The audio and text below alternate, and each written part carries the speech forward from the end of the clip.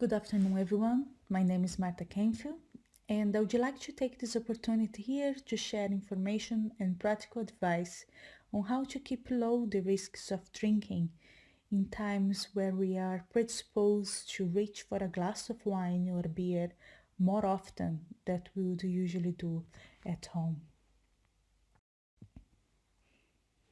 Over the last 20 years, there has been a number of changes in the UK alcohol culture. One of these is the shift towards home drinking. There is today clear evidence that purchasing of alcohol has become part of the normal UK shopping experiences. Alcohol consumption at home has become associated with many activities such as meals, reading books, and watching telly. It's also acknowledged now that the pitfalls of drinking at home can be quite different from those we experience if we are in an adult.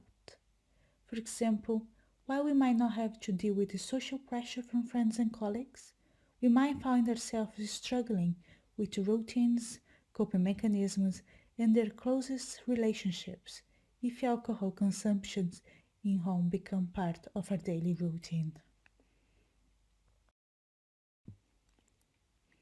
You might have noticed there are several images of supermarket alcohol shelves empty circulate around in the last few weeks, and multiple online alcohol retailers report long backlogs.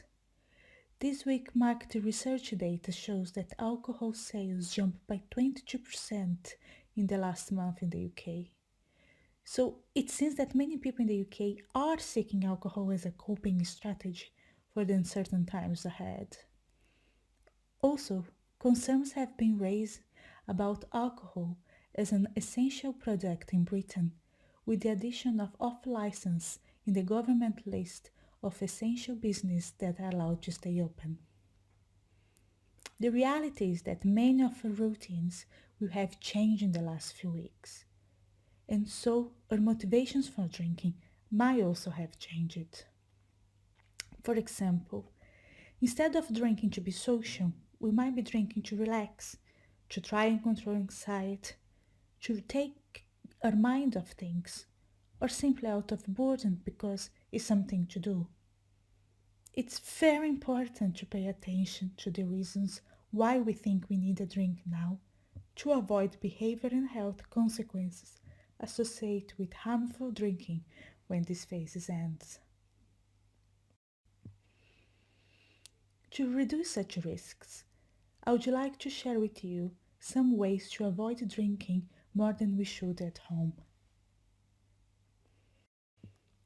Firstly, keep on track with your drinking. The UK Chief Medical Officers recommends it's safest for both men and women to not regularly drink more than 14 units each week. That's equivalent to 6 pints of average strength lager or 6 medium glasses of wine. These units should be spread over the week and take several drinking-free days. The figure on your right illustrates the guideline.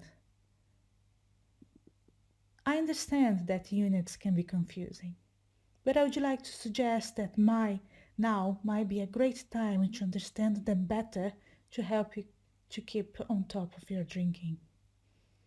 A way to do this is by accessing the free online resources available, such as web links with unit and calorie calculators and apps to track your drinking over time. Secondly, use a measuring cup to be more accurate of pouring. At home, you are in charge of how much to pour. To stop off guesswork out of how much drink is being poured, you could get yourself an alcohol measuring cup to keep track of how much you are drinking. You can easily buy this online and for a reasonable price. Alternatively, even ordinary food weighing scale will do the trick. Thirdly, go from large to small glasses. Trends in wine glasses can make it hard to judge what's small, medium, or large. Research shows that the bigger glasses trick us into think we are having smaller measures. It seems we think that wasn't a full glass, so I'll have another drink. A easy way of cutting down is to have smaller 125 milliliters wine glasses at home rather than large 250 milliliters ones. Also, half pint glasses for drinking beer or lager. Another tip in here is to get a good bottle stop to keep the wine overnight. Fourthly, when we allocate certain days of the week to go drinking free, you are more likely to stick to it. Challenge yourself to come up with other activities at home instead of drinking alcohol in the evenings. For example, have a games night, taking a long bath, or try a new cake recipe. You might also want to consider using the Drinking Free Days app to support you to stick your days to skip alcohol. My last tip is on exploring alternative drinks. So rather than thinking about alcohol as a thing to avoid, focus on what you want to drink instead so you not feel like you are depriving yourself. Good habits are easier to stick to if you enjoy them. So a suggestion here is to stock up some alcohol-free drinks. The trend for NoLo, no alcohol or low alcohol drinks, is growing in popularity. There are lots of alcohol-free and low-strength alcohol alternative drinks on supermarket shelves. You can also find alternative wines and alcohol spirit mixers to make lovely cocktails. To finalize, I would like to bring your attention to some form of support you can still access from home in case you are concerned about your own drinking behavior or a loved one's. These include online chats and free helplines. Thank you very much for listening.